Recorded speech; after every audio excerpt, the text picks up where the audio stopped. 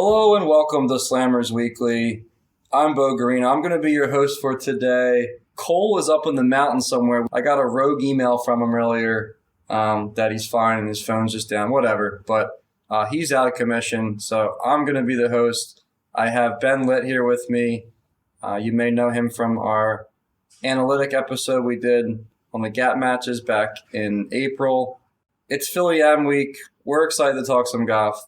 Ben, what's going on? What's up, man? It's great to be back in the saddle, in the Slammers. So, yeah, looking to get into everything. It's great to have you back. I'm pumped, especially considering you can add some insight this week. So, getting right into it, the Philly Am, we're recording on Thursday, so we know what the finals are, right? It's one. Home cooking. Yeah, really home cooking. Man, I mean, he gets in on the alternate spot. He's the 32 seed, right? 32nd seed, gets in the playoff, and then what a magical run. And then you got a guy from Baltimore who's not even from around here, or wherever he's from, down in Maryland, right? I'm not familiar with where he's from. He's got a cap out of Briarwood. He's a Maryland guy, I believe, and he plays out of Loyola, Maryland. Gotcha. And he's up here just trying to steal a trophy from our mercenary. boys. Yeah. I almost think we should just get a huge contingent out there Saturday and just make it like really known who we're rooting for. I mean, that's not hard with the hometown home course boy in there, right? So. Right, but not like a friendly crowd. Like make it a little hostile, right? Yeah, Little, sure. some oohs and ahs, and right? Like let them know, like you're on foreign soil up here, pal. So. We have so much to talk about there. Like I said, you were out there caddying for Kevin Kramarski. Some pretty good stories, I think, coming out of that threesome you were in. Let's hop into the conditions. Huntington, I think it's not news to say that the place stinks right now, right? I mean, it stinks a strong word. You tell me. I wasn't out there, but I've heard from multiple people coming to me saying, basically, you got to bash it. You got to do it. Send it, right? As the boots on the ground reporter there doing the big J journalism at Huntingdon Valley and Look Away this week. Yeah, I can echo those same sentiments. The course stunk. It really did. You would think, like I got there, it looked like we were playing golf on Mars. The putting green was squirrely at best. I would say. An analogy for someone that wasn't there this week, really shades of Chambers Bay in 2015, that U.S. Open there. The greens were fast. They were really bumpy, and we had a touch of wind on a couple of the days there. So really just a nightmare if you're trying to hold putts online, especially downhill and with a lot of the nuances on those greens. So they stunk. I also did get word, just rooting around there, they fired the super last week. I'm not like a big fire the coach guy. I'm not calling for people's jobs. That's off limits, right? These are people's livelihoods. They have families, whatnot. But except for that fat idiot, Andy Reid. But I get it, right? You can get why you let the guy go. I heard they lost the greens back in August of last year, and they were still punched at this point. So he's had a lot of time to turn it around, and it hasn't really materialized. So enough's enough. Yeah, enough's enough. I understand.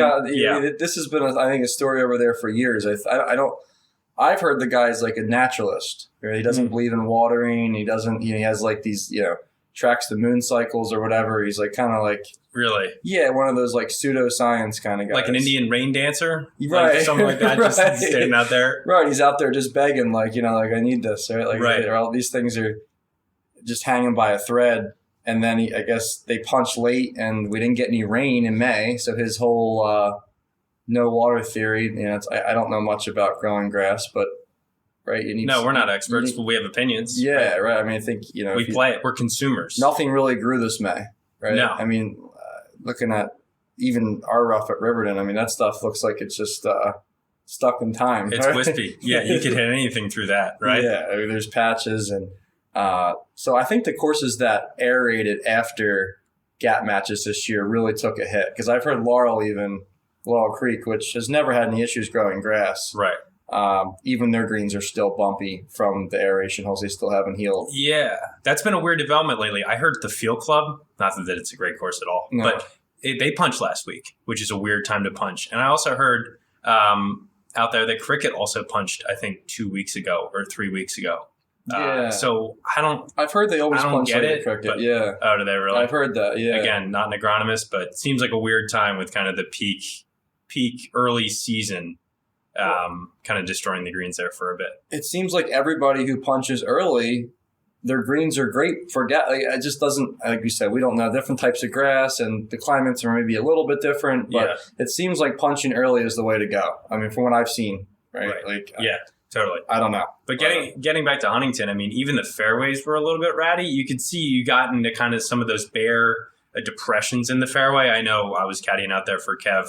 We were in like weird holes in the fairway sometimes, especially the course is so undulating, right? So you find kind of the low spots and everyone's kind of hitting out of the same spots and maybe water funnels to that spot. A lot of weird lies in those low areas as well. And the balls, I mean, like you said, the undulation, and it's firm enough that the ball's going to come to a stop in one of those. A lot of the times it's going to find one, right? And that's what's going to stop it from rolling, obviously. That just doesn't make sense. It's June 15th.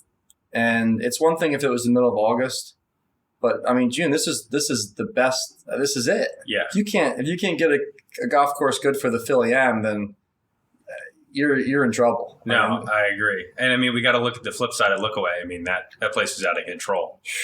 That guy is really good out. That place is like a sod farm. You can go out there and take slivers of their rough and put it in a new. Seriously, it's bulletin board material for how to run a golf course. I mean, that is so well maintained. Everything was absolutely perfect. Not a blade of grass out of place. So I mean, full marks to them for getting their course in championship shape for the Philly Am. And that's a place you could show up every day of the week, and it's not far off from that. And you can kind of just show up and say, we want to hold something big out there tomorrow, and the place is ready to go. Yeah, and maybe he lowers the mower a hair, but that's it. Right? Yeah, but he has it on a dial, right? He can tune it up, he can tune it down. I mean, in our group, we had a Lookaway caddy. He said on a given weekend, no more than 20, 25 groups are playing through there, and obviously not a lot of car traffic. It's a lot of people walk and take caddies, so it's relatively untouched. So they're doing some great things up there. I'm sure that budget's big out there. I'd have to think I don't want to say unlimited, but sometimes it's like, hey, if we need something and the membership has money, they'll find a way. And it's a cool property too. Little house, like little sections of that. Right. You have your pro shop is one little house. You have the kind of 18th green in the dining room out there as one little section with the kind of closely mown areas in the middle and like a courtyard. It's like a little village-ish type of vibe. Yeah, really cool. And that adds to the charm of the place, and it also adds to. It doesn't feel like a new style course because of that. Right. You pull up and you're like, wow, this is like has a historic kind of feel, and it's like a hybrid property, and it works. Right. Right. Like you pulled up there and it had some big, brand new man. It's like those gaudy, like that's like the Ridge. Like people think that clubhouse is nice. You took the words right out of my mouth. I mean, isn't that log cabin sweet? It's like no, soulless. It's so soulless. No character whatsoever. It's like Liberty National. Yeah. Right? Like, I mean, I certainly have the only if you're digging around, rooting around for things to bang Lookaway for, it's probably the logo. The logo looks a little new style. Yeah. I'm not a big fan. I'd give it an overall. Like I'm wiggling, but I'm going thumbs down on the logo. Yeah. Like it's not great. It's tricked out. They ever thought it, whatever. Yeah. But other than that, I mean, that would have been a nice course for the Philly Am to do match play on. Well, that's what I was thinking. Not blaming Gap here, right? Because it's not their fault that Huntington's green stunk. But was there ever a decision saying, hey guys, like this is our crown jewel event? I mean, I'd have to think, knowing the play that Lookaway gets, right, especially during the middle of the week, you have to think there was a discussion of moving it there. I would think. Like I think Lookaway would probably be okay with that. And I mean, added to boot, it's such a good match play course, at least in my opinion, stylistically. In the stroke play qualifying, a lot of the pins were pretty easy, like front, pretty uncovered. They the goal of the day is just to get everyone through in 36 holes and not hold up play. Yeah, which we'll certainly get in a pace of play later, but. There's so many par 3.7s out there and gettable par 5s that match play is just awesome. They can put pins, tuck them wherever they want, and it would just be a great challenge and a fun watch, I think, as well. Yeah, that course is just a recipe for a lot of close matches, in my opinion. Yeah. right? Fireworks, birdies. Yep. Yeah. Yep. And you're never, because the greens are so pure, and it's a birdie course. It's not an overly difficult golf course. So you can you'll see some swings and Totally. it's fun. Like we said, we have so much to talk about with the AM. Let's circle back on that, though. I want to just knock out a couple other things first, and then we'll get to a deep dive on that AM. Jersey Mid-Am was last week. Neither of us played in it. Neither of us really know anyone who was really out there firsthand, or at least spoke with anybody in detail who was out there firsthand. It was at Deal. I'll just jump right to the closing. The final match was between Mike Brown and Troy Vannucci. I had interviewed Troy about a month ago. He said the last guy he wants to face in a final is Mike Brown. And then, less than a month later, he faces him. And I think Troy was 1 up through 13, and then, or 1 up through 12. And Mike Brown birdies 5 out of the last 6 on him to win 3-1. Crazy stuff. Who does that? I mean, no, really, like at any level of golf. When's the last time you've seen somebody just like, all right, enough of this. We're just birding and getting this thing over with, right? Like, with the championship on the line. Yeah, right? What a time to just flick it into fifth gear and just go full boat race right at the end there, just sprinting through the finish line. Unbelievable. Isn't that what you want? Like, what a worthy champion. Yeah, exactly. And you kind of feel for Troy because he's 1 up and he plays his last 5 1 under, and he just kind of gets like smushed. 3-1, right? Right? Like, yeah. Let's put it this way. It is tough to win these events. I was looking at Troy's card and I did the math. After the stroke play, he got in the playoff to get into the match play. He birdied the 2 playoff holes, so he's 2 under on those. That added to his match plays, right? And I'm sure there's some gimmies in there, whatever. But I want to say if he was like a combined 18 or 19 under in his last, 70 holes or whatever. Whatever it is. And it's not good enough. It's like, dude, I have it. I mean, Mike birdie 5 out of the last 6 holes. I don't think I've made 5 birdies in a month. Like I'm like in such a drought. Struggling to get there too. The cup is like a thimble for me right now. I mean, it's like you could probably play 18 par 5s and not walk out of there with 5 birdies. Not right now, man. Yeah. Not right now. There's nothing really is. I don't think there's any answer, like easy answer like that. Right. Like, oh, I just got to play the 5s. It's just it stinks. But either way, congrats to Mike. Another championship. When's this guy going to stop? When's he going to slow down? Nobody knows. He's 50 years old. He's walking out there in these events, like just beating up on the young guys. And even the AM. I mean, he shot 69 and lost, right? So it's like. Yeah, he went 20 down holes. swinging. Yeah, he's not. I mean, the guy is just a tough out. That's the Mid-Am.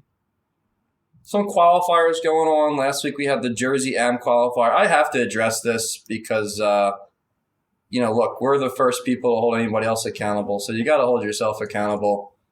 What do you think of the Beau walk-off out there at Burlington? I mean, that's tough. That's really tough to watch, right? It's tough, and I think it's tougher because you've played there and you remember there, Yeah. And you know the place. Shameful. And, yeah. Right? It's like you can't even finish your home course. Really? Did you start on the front or the back? The front. Okay, you started on the front. So, I mean, no, that's a tough one. But you got to hold yourself accountable, right? And that's what you're doing right here. So, not really like... Obviously, you committed a sin. You're here repenting for it. So, what more can you ask for, right?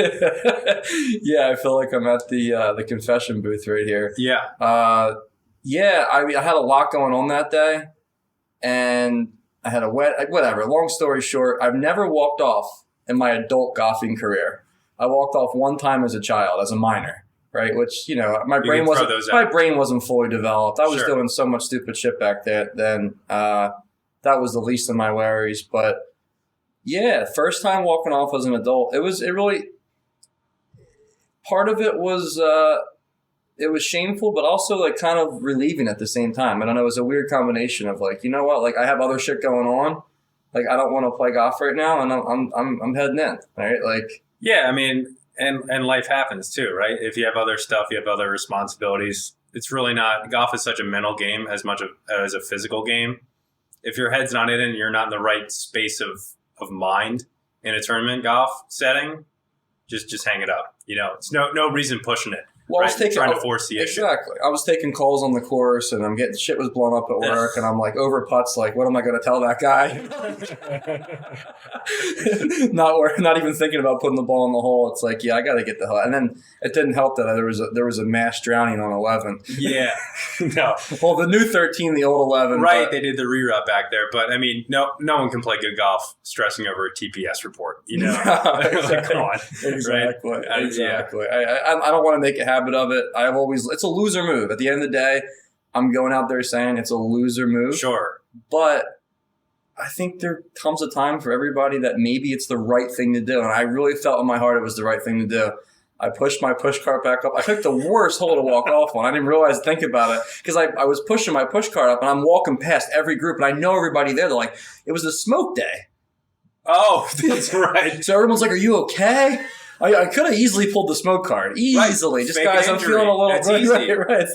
That's the easy thing to do. I said, no, I'm just being a chump. That's right. Like, I'm a chump. But that's accountability. That's really all we can ask of you. Yeah, I mean, I could have said, I'm not feeling too good, and yeah, whatever. But that's even... Yeah. And just for the viewers' enjoyment...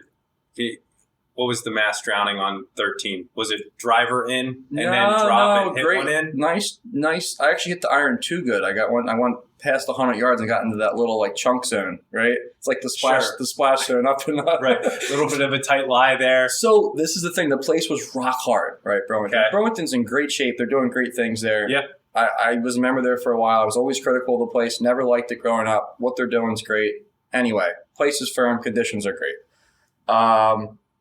And then I get to 13. I don't check the lie. 13, the old 11, was always the firm. It was always a parking lot. Even when the course was soft, it was a parking lot. That green especially. Yeah, and the fairway, I mean, it was always rocky. It was like, hitting off, whatever. And I didn't check the turf. And I was like, I can just go down after this, right? Like, I'm just going to knife this thing. It was 80-yard shot, pins up front. I'm trying to like spin, like hit one, spin it, keep it close. Right. And I come in steep, and it's just like... just knifed it, took a divot about a foot long, was soft. Slip and slide. Yeah, slip and slide. It just completely caught me off guard. So I just kind of cough another ball out, right?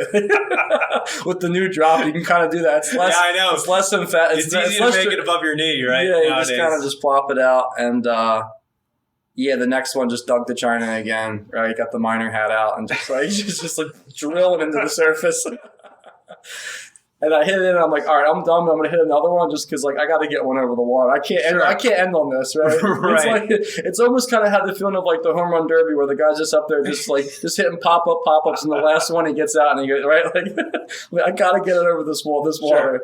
And the next one I just kind of hit, like, a little long, like, onto the back of the green. I just kind of waved that. Guys, I'm hitting the road, Did you lace out on that one, too, or was that shallow? No, that was clean. I learned my lesson after a while. Okay. I just kind of put the ball up a little bit more, stopped taking it straight up and just took a normal little wedge shot. Did you have enough class walking back? You put a few traffic cones out there from your... Yeah, it's I should have the field, right? Just protecting the field. I almost should have had a white can of spray paint and just spray painted it up like it's ground to repair. You are special. Right. Yeah. It's almost like one of those ones that you get in the group chat, like Riverdale, when people are like, who the fuck did this? Right? Like, I'm tired of this place. Like, guys are out here digging. Because the divots were just, they were you weren't repairing those things. No. Oh, man. Yeah. If everybody was out there taking those, for a month, the course would be unplayable. Sure. Golly. Oh, man. But anyway, so the worst part was walking back up because I'm passing everybody and I have to explain to everybody, oh, are you okay? Yeah, no, I'm fine. Whatever. I've talked to like 10 people. You probably smoked 4 cigarettes in the time that you walked up that hill with the smoke, right? Oh, right. Yeah, I'm huffing and puffing. I got a headache. I feel like shit. Whatever. So the no card there, I'm in a rut. I played the Open qualifier today at Beacon Hill, Jersey Open qualifier, smooth 81. That course was sick. Mm-hmm. Conditions were incredible. I would put those conditions against any course in the state right now. That guy, I almost want to find the super just to shake his hand and say, buddy, you're doing big things here, man. This is like real deal stuff. Yeah. It was awesome. Great event. We always bash the Jersey, or not always bash the Jersey, but we've said some stuff in the past about Jersey. Pace was great. Lunch was great. Nice. Course was great. It was a great day, even though I shot 81. It was fun.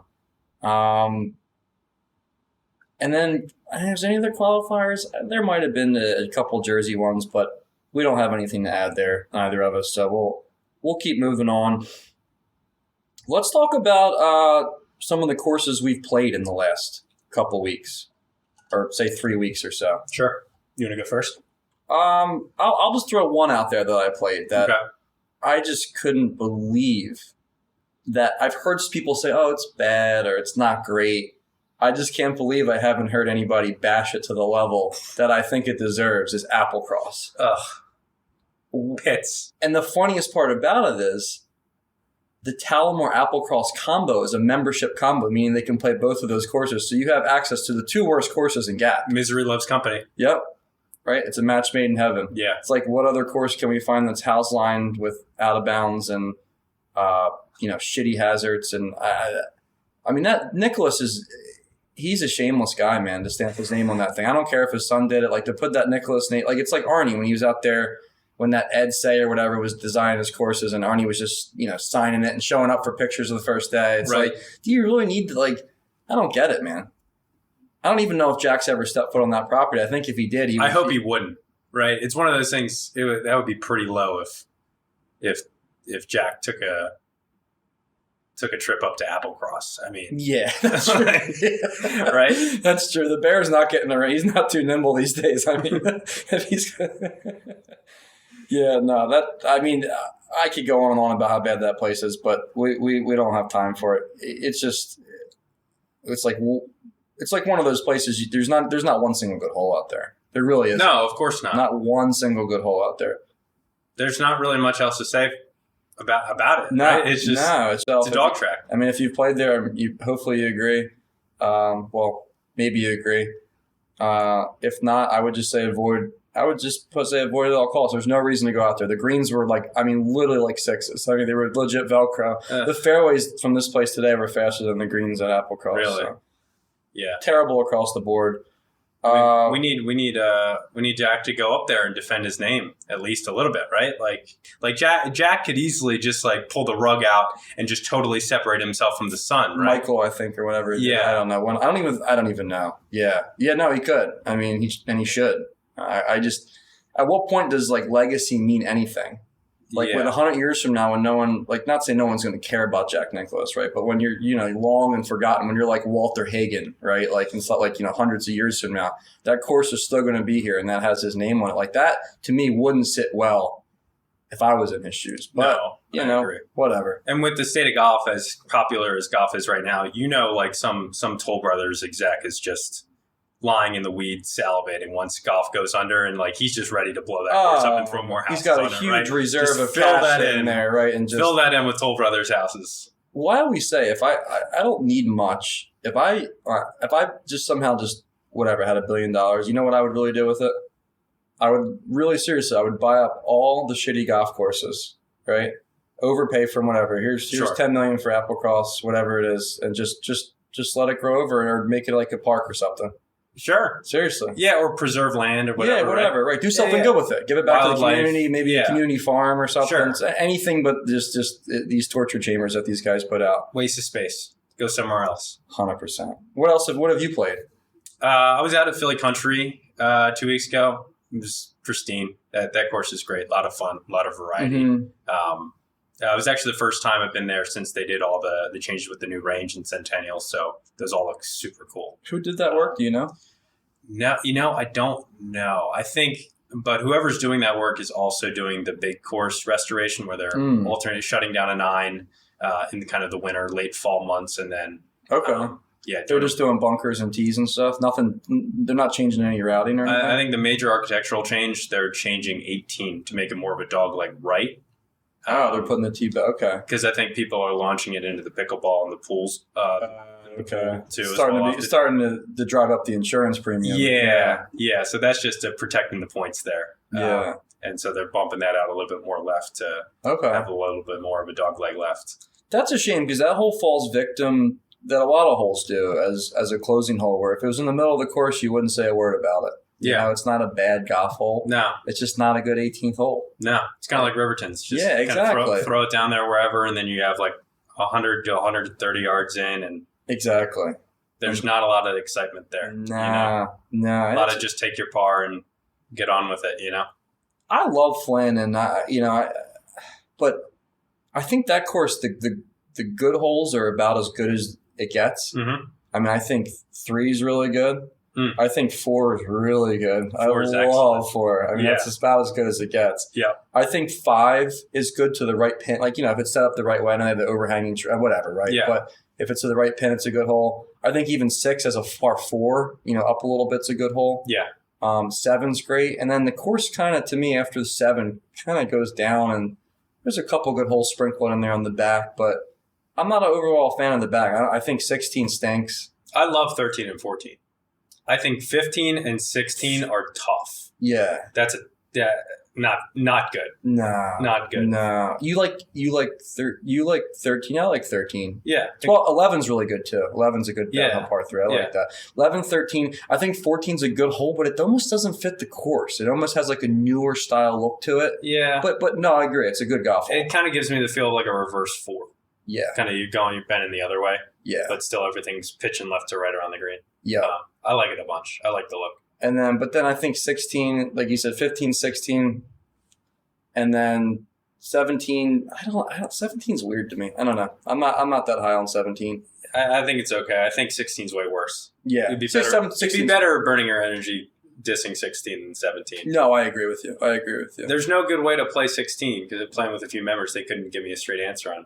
Yeah. Or a definitive answer on where are we going with this? Where do we want the ideal shot to land, and then how do we attack a pin, right? Yeah, they need to have some kind of ridge or some kind of level playing ground that you can get to. A shelf, that's the word I'm looking for. There's no shelving on that hole. It's just dead downhill. Yeah. And you just eventually just run into the rough, or you just run out and every lie is a downhill. Every hill's a downhill lie. Exactly. Yeah. To a green that's not very receptive to a downhill shot. It's a tough green. Yeah. Yeah, totally. It's a very tough green. What else have you played? Played Union League Torresdale. Okay. We were out there, last week. That place, to me, I would liken it to a casino. There's a bunch of monkey business going on the greens there, man. I can't stand it. Like, it's really like a casino in the fact that you get all like somewhat. I don't play it every day, obviously, so you get kind of excited for a course that you don't really play often, right? Yeah. Regardless of what it is, it's just like nice to get out there again. Yeah. You think it's gonna be great. Yeah. We're gonna play good. We're gonna make a bunch of putts. Then you get out there on like that first and second hole, you're like, come on, man, get me out of here. Yeah. This is terrible. Yeah. Some of those greens, and like they really play up the Ross big statue up there. I don't think Don Ross had too much to do on that course, right? I think there's conflicting reports. I know he did I don't know the exact history, but I don't think he did all 18 holes, and if so, I don't think all of it's intact still. Right. I'm with you on tours though. I can kind of do without it. I mean, it doesn't really do a ton for me. Back to the casino analogy. Like walking out of the place is just such an unsavory feeling. Like having your ball hit up on the 18th green, like go up by the pin and just roll back to your feet. It's just too many silly things that happen out there on the greens for you to really leave feeling like fulfilled. Like you played like a decent round of golf. And talk about a bad 18th hole. I mean, that's up in the running as for worse than gap, I would say. That's as bad as it gets. Yeah. Right? Yeah. Yeah, and they stuck the pin on a ridge, right? And you hit it up there, pin high, and it rolls all the way back, and you put it up, and it comes back. I mean, they even have a US Am qualifier. I saw that. That's crazy. There could be some really weird couple guys sneaking through. You think, or guy maybe a weird guy? I think there could be a Jackie Robinson special out there. 42 putts. There are some 42 putt days lurking out there for some guys. Absolutely. And you're going to talk about pace of play. I mean, that could be a nightmare. Well, they almost hope the herd thins out after 18. The guys who are chopping right. out just to get in the twosomes and kind of like spread things out a bit, right? I mean, they can't get the greens faster than nines for the pins that they probably want to sneak them up on the for the tournament. Well, the issue there is they don't really have that many pinnable locations because if you put it in the front, right, everyone's going to go long and be coming back down and you have those ticklers, right? Yeah. And then if you put it long and you get the guys that go long, then they're kind of like, from a pace of play standpoint, there's just not many good pins out there. Yeah, totally. It's just no matter however you look at it, you're going to be grinded on those greens. Yeah, I like I said, I can do without that place. It's funny because I spoke with I'm not going to say the name, but somebody high up there, right? Mm-hmm. And they have Andrew Green did the master plan for what are they calling that? Nationals down in the shore, and they just call that. I still call it Torresdale. I think they call it Union League of Torresdale. It's just Union League of Torresdale. Okay, so Torresdale, whatever. Yeah. And they're like hyping this up like it's going to be so great, and I'm just thinking, he was telling me the changes. I just think that property's limited. Like in the routing the way it is now, like I think they're moving the 9th green and they're putting the 10th tee and they're putting a tee back on 16. And I'm like, okay, yeah, I mean, it sounds like it'll get better, but is it going to be great? I don't think so. I mean, that place, like to me, that place needs some dynamite to be great. Like you got to blow up the greens. Like total redo. And even still, it's not a huge piece of property where you would have to get really creative to put like a really good golf course on that property, in my opinion. Yeah. And they're acting like this is going to be our best course, and it's going to be incredible when it's done. I'm like, I just told myself, I don't see it, bud. I just don't. I mean, I hope I'm proven wrong, but I just don't see it. Yeah. One of the changes I heard they were taking that 8th hole. What a terrible hole with that stupid shed on the right that you got to contend with. I did learn that is now, there's a local rule that's TIO. Okay. You get relief from that. Like a man-made structure.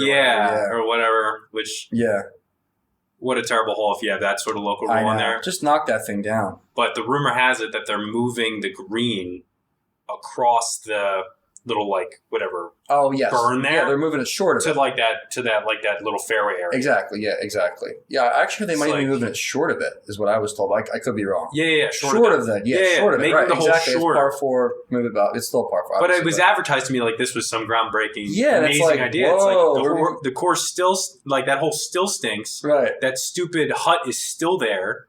It's not going to change much. And that's another thing the guy told me too, and I'm like, oh wow, okay. And they bought the parcel of land kind of behind that par 5 in the back of the course. Yeah. And they're building the short course to the right of the range. Okay. And it's amazing with a course that's so strapped for acreage that they're not like expanding making the golf course better. Yeah. Right? They're putting the pool back there, whatever. I get that for the club. And then why are they wasting real estate on a short course? Yeah. When they could just make their actual course better. A better course. Yeah. Yeah. I don't know.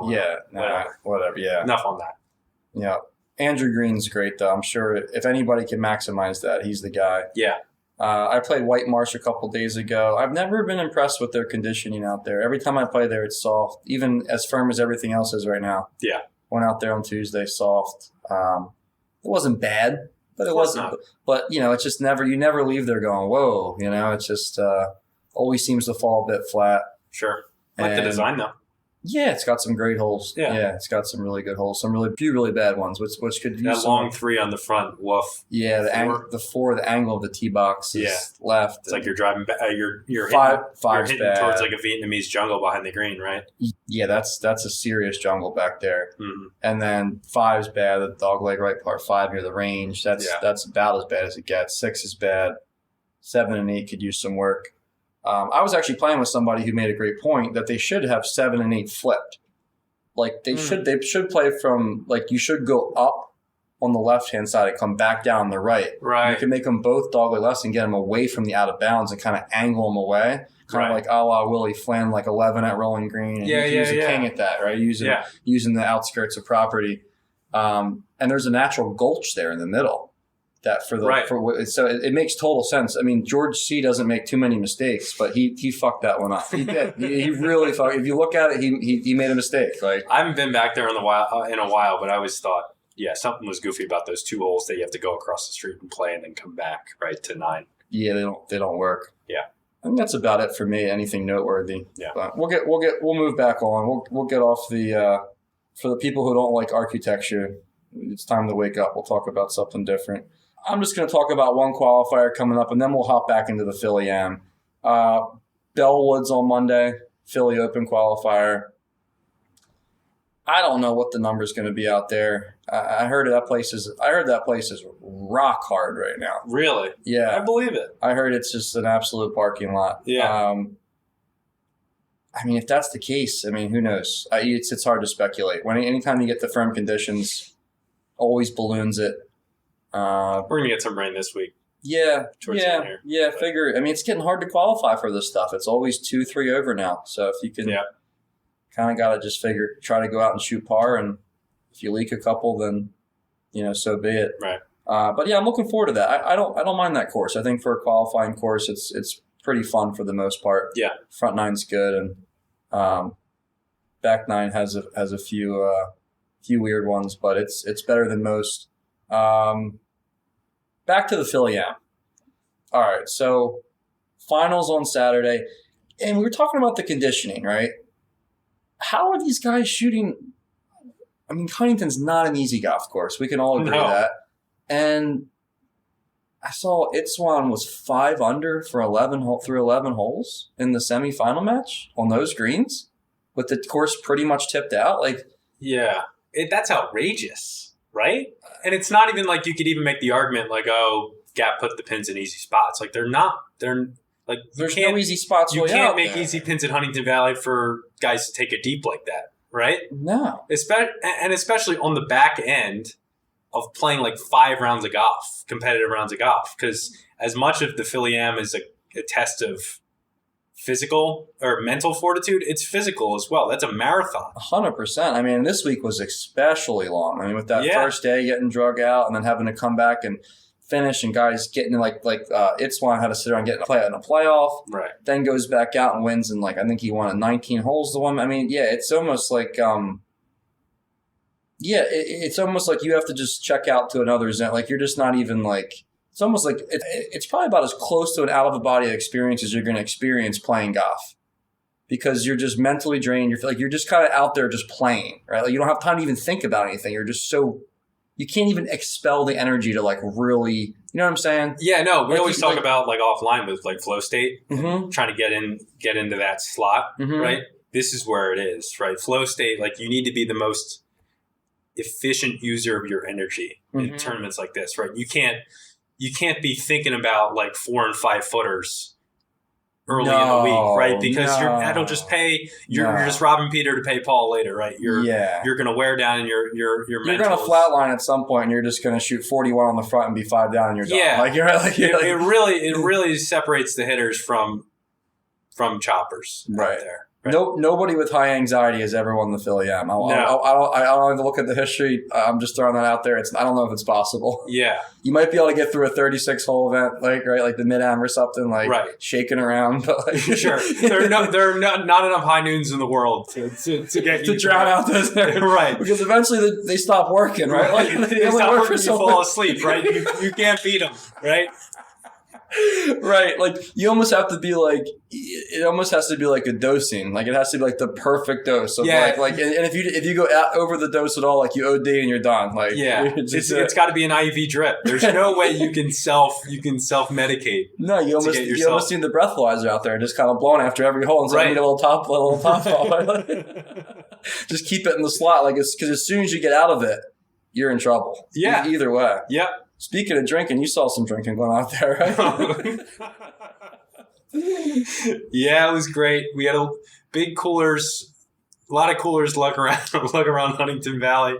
My group in particular, I can certainly report there were 2.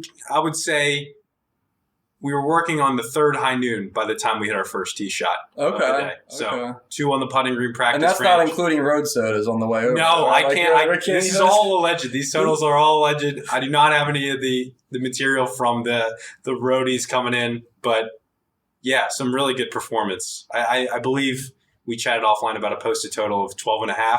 Yeah. Of that. That was over by the drive over to the second course. Easily.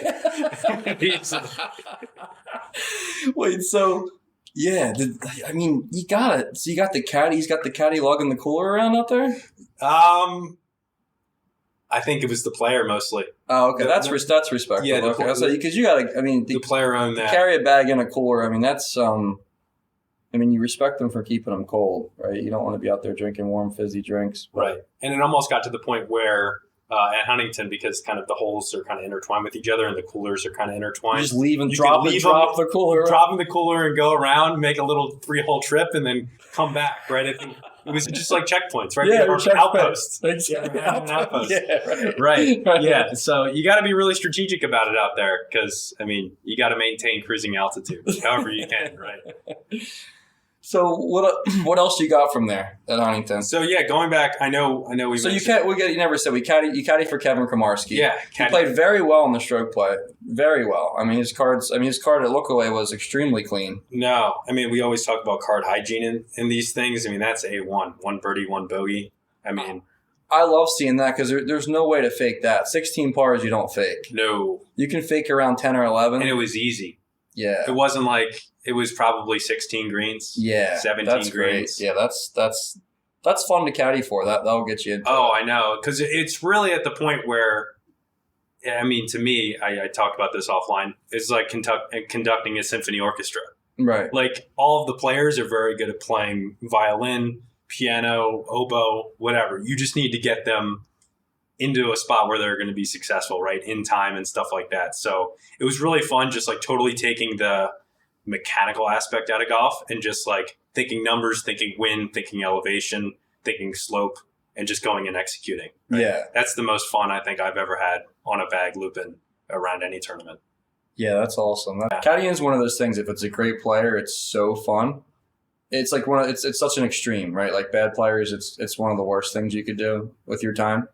Yeah. And with a good player, it feels like it's always good memories, right? It's so additive, at least learning stuff. You pick up little stuff in the group and because obviously everyone in the Philly M, they're good players, right? You can learn a lot from watching how these guys go about their business. So yeah, it was definitely a learning experience. It was definitely awesome being there, and God, yeah, what an experience. So you're out there with Kevin. He made the match play, lost in the first round, but what were some things you saw out there, heard out there? Anything noteworthy? God, there was no shortage of goings on out there. I guess I could start from the top. We had a caddy fight out there. Caddy fight. Fourth hole. So this was the Tuesday, second day. Up on the fourth hole, right? So drivable par 4. Yeah. Players go up, way up high, hit it down, whatever. I think we were into the wind in the morning there. So it wasn't really like Kevin hit it on, but I think we had a different wind. So apparently guys are on the green putting, right? Guy from the tee hits one up, whizzes right by a dude's head on the green. Holy right? shit. So no one yelled for it, right? Nothing, Nothing, right? Guy walking up, right? Guys walking up. And the caddy comes charging out for him. Yeah, just looking for a fight. Hit this ball, Yeah. And so his caddy and the caddy of the guy that hit it go at it, right? So I believe if it was not broken up, it would have gone to fisticuffs out there. So it was like more. Did it get even to shoving, or was it just in your face? Like no, it was shoving. They had to be separated, right? Parties were separated, but it did get very heated out there, and understandably so. Not understandably, but if you hit into a group you don't yell for and it almost kills a guy, that's really low. Yeah, you got to at least come up and say, guy, like, hey, yo, like you got to. The requirements there are like a 4 and then an apology after. Exactly. And if you didn't even do either of those, you're a bad guy. You're a bad guy. Yeah, bad guy. It doesn't warrant fighting another grown man anyway. But still, some type of confrontation. Yeah, man. Like, you could really hurt somebody. Like, what the fuck? Next time, like, this is what you should do. No right? kidding. Yeah, because that green's visible. It's not like it's if it's blind, you get it. Right? Of course, you can see everything. Those trees left are not. And if you're hitting driver, you can get there. I mean, it's not like how far. It's 320 on the guard. Yeah, it's not like it's like a 380 hole that somehow he just hit the ball of his life. No, of course. So yeah, that was super interesting. How that didn't make the Gap notebook for day one, huh? They did a little Gap notebook. Oh, no, that should have been a little blurb. They really should have made it. Yeah. Just another day at the Philly M. Let's see. What else do I have here? We also had and this might go into a long form rant about college kids in these events, but we had a kid playing in the Philly M, his dad is caddying for him, right? So never a good combo. I don't even need to continue the story without knowing this might go south, right? Well, we were talking about a great rule that the Gap has is that in the junior stuff, your dad can't caddy for you. Right. Because it's just so bad for the energy. Ugh. It can just kill a whole group's vibe, right? I know. I know. But anyway, going forward, the dad's caddying for the kid, right? Obviously, one of those guys that wants to live vicariously through his son, whatever. Didn't reach his athletic peak in college or high school, whatever. Now is doing this, right? So it's all on junior. Yeah. So it's all alleged. We had a kid. The kid took off his head cover, right, and kind of goes to like place it down. Hits his ball, moves it, right, with the head cover. As he kind of throws it down. I've never heard this. Okay, right. Yeah. And so at this point, whatever, he's assessed a penalty. Really? Yeah. Even if you're not trying to hit your ball with the head cover, like obviously with your club now, if you're not trying to hit it, you just place the ball back. Right. The head cover is a penalty? The head cover is a penalty. Why? What's the you know the language or no? I don't know. I'm not a rules guy. But that's what they I know the rules. I'm not a rules guy. Right. I'm sure we do have some of the listeners are, but that is apparently it's a penalty if you like. Because, like, think about it. In a vacuum, if your ball's behind a tree and you throw something at it. Yeah, it's ridiculous, right? Yeah, it's kind of like, right. Yeah, it's not, like, obviously you had no intent of hitting it, right, technically. Yeah, but you move the ball, right? You're trying to gain an advantage here. Yeah. So, long story short, he's incurred one short penalty. He's incurred a one-shot penalty, right? Replace it or play as a loss? Yeah, so if you replace it, which he did, you incur the one-shot penalty, okay. Right? If he hits the ball and did not move back, it's a two-shot penalty. Oh, wow. Right, so in the moment, right, he did the right thing and moved it back. Okay. Right, and then so when we get up to scoring, right, I wasn't in this group, but when the group got to scoring, the dad now gets involved with the rules official and the gap guys doing scoring say, oh, this is not in, like, whatever, just disputing the rule, right? Yeah. And injecting himself in the situation. And he's not it's player rules official. It's not. Yeah. It's not there's no caddy in here. No one. Right. Dad will come get you if we need you. Right. But in the meantime, like, go get a soda. Right. Right. So, and again, I think it goes back to our lauding of the gap in those junior events, getting the parents out of the caddy bib, taking the bib off the parents. I think they need to extend that to the gap am and some of these other tournaments where you have high school and college kids playing. It's the worst kind of guy. Ugh, the worst. I mean, when you get that group and it's like, you know, the dad and the kid, and you're just like, oh man, this is going to be a long day, because the dad almost is never cool. Because cool dads just aren't like you. Of course, like, if you're a cool dad, he's either he's watching from afar or he's at home just letting his kid play. Right. Right. He's not sitting there, you know, yelling at. You know, it's just. I've never had a good experience with that. It's like, I don't think anyone really probably has. Right. Yeah. Where it's like absolutely. And not to go on with the college kids, but I saw a bunch of really short shorts out there worn by some of these young kids. I mean, I'm not an old guy. I'm 25 years old. I do have a propensity to yell at clouds sometimes, but 4-inch inseams out there, that's really gross. I'm not a big fan. What do you think? Yeah, I mean, what are we trying to do? I guess I would like to ask somebody, like, why do you wear those shorts, right? Is it just because it's cool? Like, I wear 6 or 7-inch inseams because they're comfortable to play in. Right. It's like right. Like that's why I wear them. I don't wear them because it's cool or whatever. It's just because that's why I like to play in.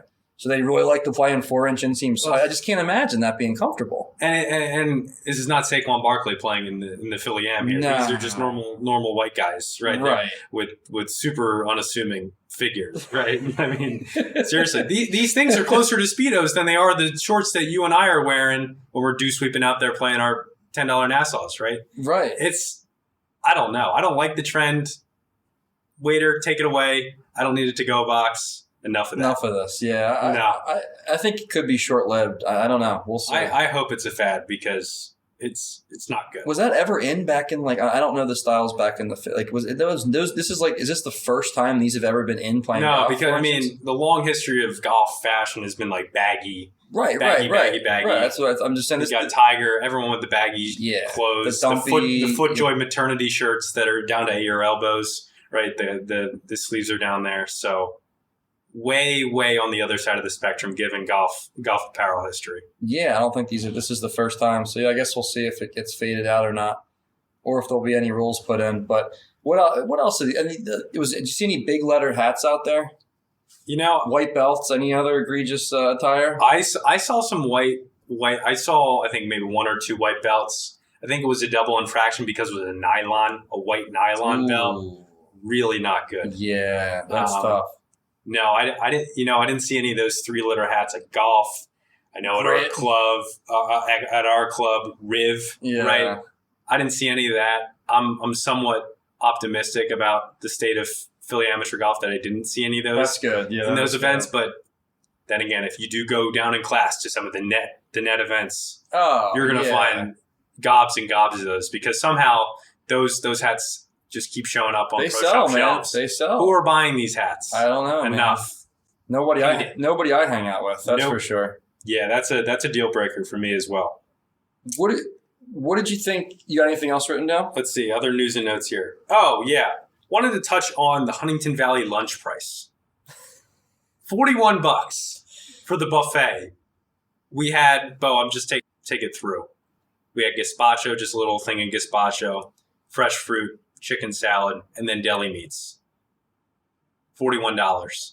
With some sliced bread and some cookies, right? This is no different than your garden variety gap match lunch. Right. And you're talking two guys, you're thinking $82 for a sandwich and like a cookie maybe or something. Yeah. Or a sandwich and a little chicken salad. Something that you go down to Wawa and get for $12. Yeah, talk about price gouging. That's unbelievable, man. What's the angle there? Like, let's bring these guys in. Let's let them play, punch to hell greens, and then just whack them on the turkey clubs. Like, what are we doing here? That's really a gouge. That's as ugly as it gets. I mean, you got these wounded warriors just tropsing up the hills of Huntingdon Valley, only to find out at the top that it's now $41, just so you don't totally die in your afternoon 18, right? Yeah, because you have to pay it. Yeah, right. Have to eat. That's the thing on top of it. It's not like one of these qualifiers. It's like you're at an amusement park where it's like you need a water or else you're gonna suffer from dehydration. Right. Like you pay whatever the price is. So close to like ballpark concession prices, your $20 beers for the 24 ounces, right? Some of those really, really ugly.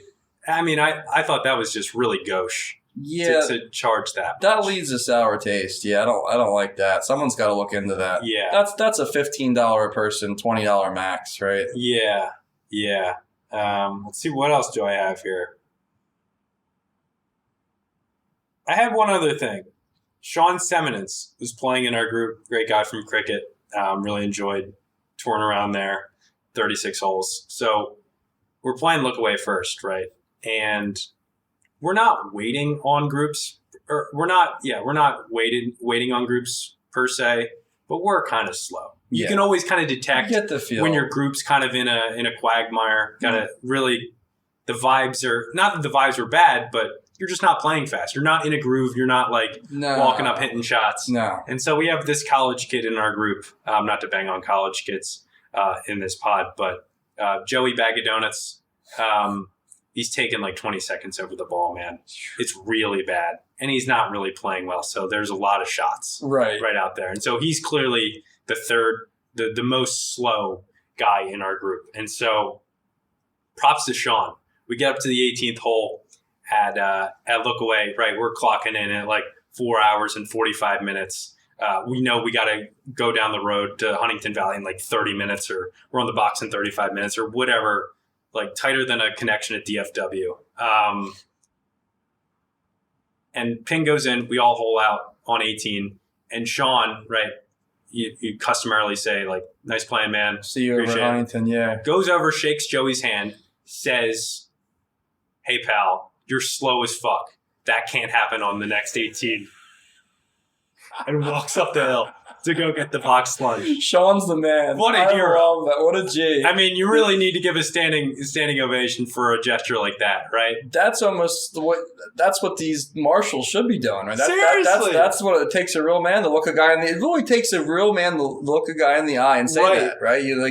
I mean, who knows if it was the high noons or if it was Sean? But either way, I mean, right. And I mean, we always bang on the New Jersey guys for really being sticklers about pace of play, but someone's got to do it, right? When it's at a certain point, right? Right. You got to keep people in line and keep the pace moving, especially for a tournament like Philly M, struck by qualifying, right? And I like that. You just kind of it's a quick hitter. You don't have time to explain to him. It's like, buddy, it just can't happen again. Like, it's right. Like, that's it. There's nothing else to say. It's non-negotiable. You better keep it up, or this is not going to be good for you. You know. It's not going to work out. So that was a few less waggles in the afternoon for the guy, maybe. Yeah, well, we only played 3 holes. Well, what was he doing? We were talking about this. Yeah, he was doing the aim point too. That's another thing with these college kids, man. They got to grow up and ditch the aim point. It's so slow. Oh, these other guys are dancing around lines. Oh, it's like the cha-cha slide when they got the 35-footer, right? We're going up to the 10-foot mark, the 20-foot mark. We're jumping in place, whatever. We're waiting for guys to putt around because that's really the slow part of it, right? You can, if you have other guys putting on a similar line, you can't aim point until it's your turn. Right. You can't be stomping on everyone's line. You can't just, And so we're doing the full treatment after like other guys in the group have putt out. That's my main beef. Other guys are hold out, and you're still you're aim pointing over a 35-footer that you're going to probably like you 3-putt anyway.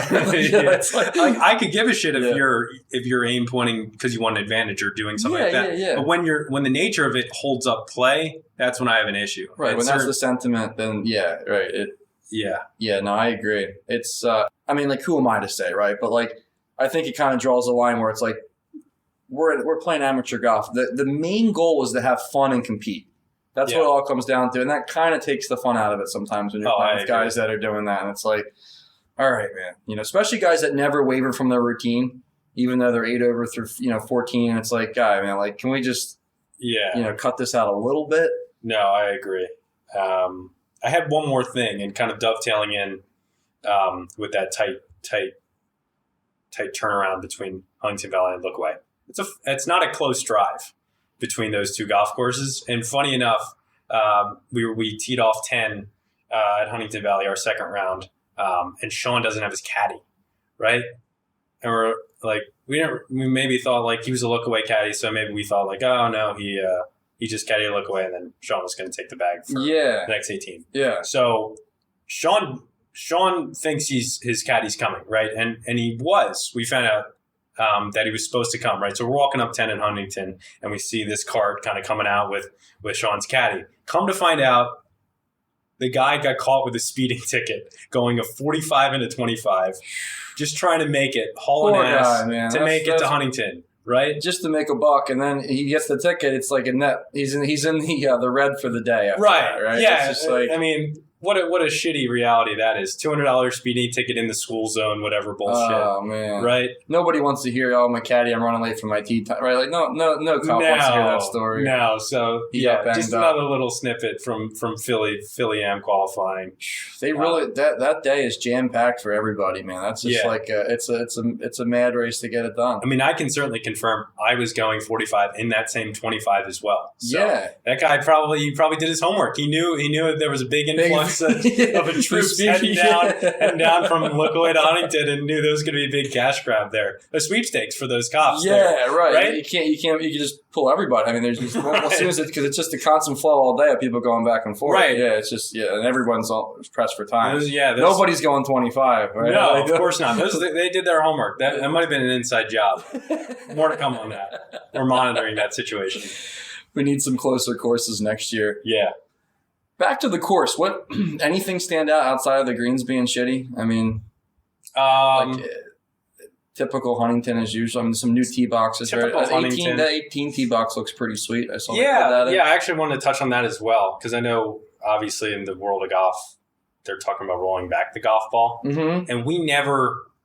In the championship and the qualifying, we never used that back tee. I don't think that was ever marked for play anyway. No, I think they only used it one round of match play too. I'm looking. Oh, did they? Yeah, it looks like in the final 8. It looks like the round 5. Yeah, I was about to say 486. Yeah, 486. Yeah, I was about to say even from that old back tee, some of those guys are really just blowing it down there up by the green still. Yeah. The ball's going too far as it is. Like, just normal guys, like, not that they're Hercules or whatever, but normal guys are hitting it down there and have like a $140 in, And that kind of takes the fun out of the hole. Like, the whole point is, like, you hit it up kind of over the bunkers. You have like a $170, like a mid-iron. I think ideally on that hole, like, even like not the longest guy on the road, but you put a longer guy on that hole. you want him hitting driver 7-iron into that hole. Yeah. That's what that's what you want. And you want the shorter guy hitting driver 5-iron in there. Yeah. You don't want the long guy hitting driver 9-iron or wedge. And everyone's down there. Right. That's what I'm saying. So it's just, no, I'm with you on that. Yeah. That's a great hole. I mean, that's a really good finish. You know, I think the finish there, 17's good, 18's good. I think that back 9 there in general is a good 9. I think the front you can kind of nitpick apart and probably criticize a little bit. I think the back's pretty good. What do you think? I don't like 16. Oh no, 16's not good. 16's horrible. It's goofy. Yeah, 16's the approach, so the bad. Drive and the approach are bad. Yeah, it's 2 bad shots. So I'll give Gap kudos here. They put in the first round of match play, they did put the tee way up, made it drivable. On 16. I like that. So it was like 290 or whatever. Yeah. So I think it made it palatable. Yeah. Right? It didn't really. It put whipped cream on shit. Yeah. Right. You can only do too much to really put lipstick on that hole. So that made it somewhat interesting that kind of guys were getting up in that maybe greenside bunker and the bunker back and forced to hit that like 40-yard bunker shot over another one. I thought that was somewhat interesting. But you can't, like, no balls end up on the left side of the hole. It's like there's no variety. No, it's a bad hole. I agree. I think outside of that, the back 9's pretty good. Totally. I think I don't think you could really say any other hole in that 9's bad. No. I think yeah. 13's fine. I like the whole like par 9 vibe of 14 and 15 coming back. Yeah. If you can get through those 2 holes in 9 shots, feel like you're at par. Right. Regardless of how you get those 9 shots. Right. Right. So like that stretch for 15's fun. I mean, even though it plays so much shorter than yours, that's a fun golf hole. Yeah. It's amazing. Who doesn't like a good bombs away hole that has a thought-provoking second shot? It's all of the thinking, all of the calculation on that second shot is awesome. Really, really like that. Yeah. The front 9, like I said, I think you can kind of pick apart a little bit, but I don't know. I don't really care for that 6 through 8 stretch very much. I think 7's a little bit too narrow up there by the green. Yeah, I think the whole 7th hole is kind of like it's a little too pinchy. Yeah, I don't mind 8. 8's okay. They put a new tee there. It's 465. Is that a new tee too? Yeah, they put it back by 12. See, that sounds pretty. I can't picture it. I got to look at that, but that sounds pretty. No, sick. That's Mondo. Yeah, that's before at the 400 or whatever they have when they have it up. It's not. I never really cared for that. Yeah, I think we were. Yeah, that drive. Yeah, stroke play was up, and so we were hitting driver up to the corner, and you probably had like 8 or 9 iron it into the wind, so you could probably get a wedge in your hand if you're downwind or no wind. Yeah. So, how about the upsets, man? I was looking at this now, like it's just it's crazy. I mean, if you had a prop bet that you put out and said Troy, Vannucci, Osberg, and Mike Brown wouldn't make the round of 8.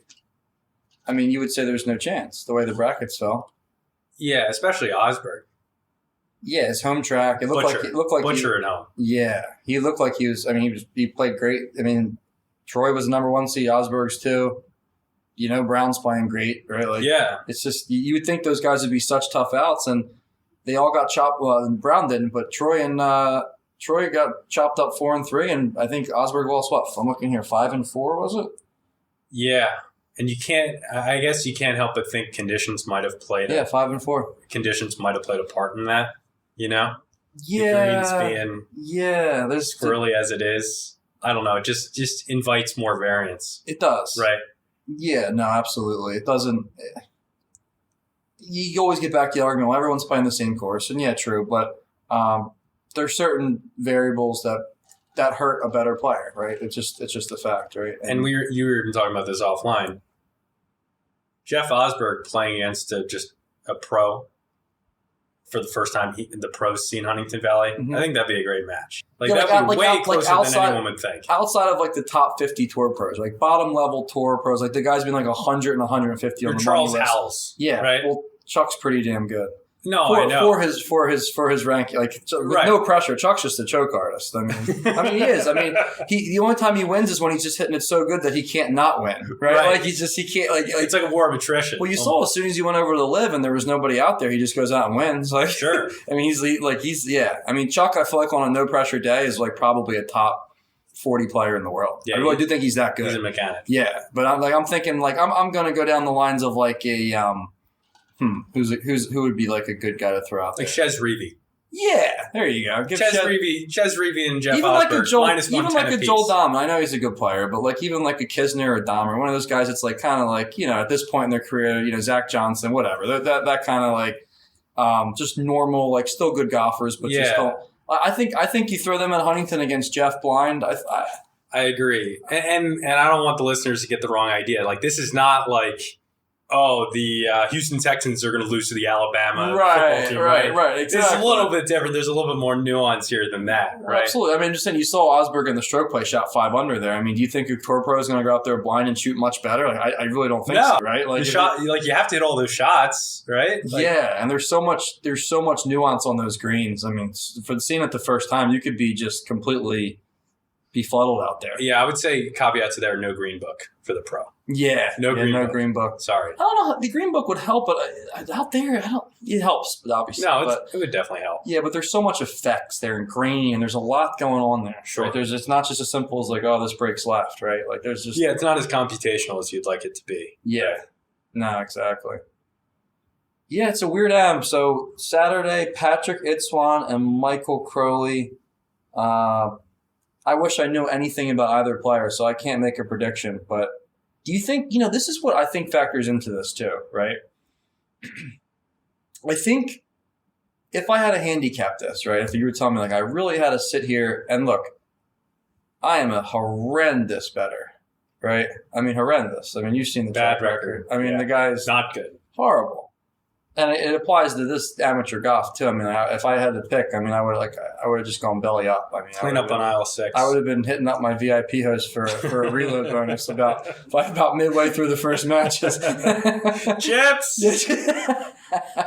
But if I'm handicapping this, I'm saying obviously Itzwan's a really good player and he's playing really well. Sure. But at the same time, is he riding? Is part of it he's riding momentum, obviously. And my point is, does the momentum fall flat now that he has this 2 days to think about it? Right? Yeah. It's like, does it like all of a sudden does it sink in and go? Because like when you're playing this stuff, and I kind of know, I didn't play like this one, but even like when we played that 4-ball and you're playing round after round, you're just playing, man. You're not even really thinking about like the moment or anything. And then once you take a step back, then you go, holy shit. Like I'm playing for the Philly M finals at my home course on Saturday, and everyone's going to come out and watch. And it's like all of a sudden, like you're kind of out. You're stripped away from that little alternate reality that you've been living in for the last 3 days, and now you're like you have to find a way to get back into it. Right. That alternate reality when you're just out there, just going around and around playing matches. It's like you're just trying to get the golf ball in the hole in the shortest amount of strokes. That's all you're thinking. That's all you're thinking about. You're not thinking about anything. You don't have time to think about anything. No, that's what we're talking about. You're tired. You're whatever. There's so like you have to be single track minded there. But you'd have to think. I would say the momentum and the home course experience that he's got offsets that a bit. You think? No. I think he's been riding that so much that it's kind of now cashed in and transferred into like you said, this hometown pressure. Right, because all the pressure's on the hometown kid, right? Like, absolutely, not because we're coming out of NBA finals and you want to create narratives for everything, right? It's a soap opera, but yeah, you want this movie to have a happy ending, right? Right. This really is. I mean, this is an unbelievable story. I mean, and even as I played in the junior boys at Riverton as a kid, when I was like a junior in high school. That's like the most pressure I think I felt, in a while, because you see there are a bunch of members like, oh, how are you going to do in the junior event, right? And I'm like 16, right? So. Obviously, my nerves aren't that good, and like I was really nervous playing. Like I hit shots at Riverton that I've never hit. Right? Like I can totally empathize with what he's about to do. Right? I'm sure he's going to be feeling the pressure. Oh right? Yeah. So and like once again, I'm not taking anything away from him as a player because he's obviously an excellent player. Yeah. But he's not. It's not like a Michael McDermott or somebody who's played in, Final Fours of, tees off. What you know what I'm saying? Not a complete third. He's not. No, he's not there. And I'm not saying he won't get there. He's a young kid, whatever, right? Yeah. Like he's not there yet. But this is definitely going to be a big moment for him. So I'm curious. I'll be following along. You'll kind of know by the start like where his nerves are at. If he comes right out and he's like, 100 through 5, you're like he's good. right? He's gonna run away with this thing. But if he comes out bogey, par, you start seeing and he's, you can. I feel like the start is very big to kind of dictate where he's going to be at. I would say, at least out there, I would say everyone would like the common take is like, oh, if he makes a 5-on-1, he's dead. I would say if he makes a 5-on-2, then he's in trouble. I feel like because 2 is not an easy hole, it's not a hard hole. Like 1's a pretty easy hole. I don't think you can really learn much from anything there. If you birdie it, par it, bogey it, whatever. I think the second hole is one to watch, certainly as they make early statements in the match. Yeah, but then you also got to think too that a guy who has that kind of home course advantage, you got to think at some point over 36 holes, there's going to be a big swing of like a 3 or 4 hole stretch where it swings his direction because of like little thing. Yeah, I know Crowley's, Sure. I know Crowley's been playing the course all week too, but still, right? There's still that it's such a large sample size, right? Over 36 that it's going to happen at some point where you think he's going to get, catch fire for a few holes. No, I agree.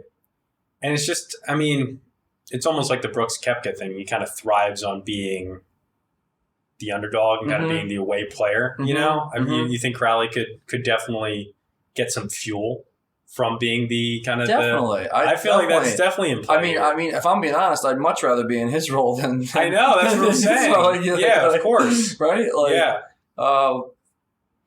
Yeah, it's just a matter of how quickly can he settle in. That's what it comes down to. Like once you settle in, you don't give a shit about anything else. You're just back to playing golf. Yeah. But there's no doubt it's going to take some settle in period. Whether it's, it could be the first hole. He could just get up and stuff one, and you make a birdie, and you're like, I'm settled in, right? Like sometimes it's that easy. Right. And other times you get off to a rocky start, and it might take you 7 or 8 holes, and by then you're 3 down, and you're facing an uphill climb. Yeah, you're just treading water, right? Trying to make pars and just trying to hope he makes mistakes, right? Exactly. So.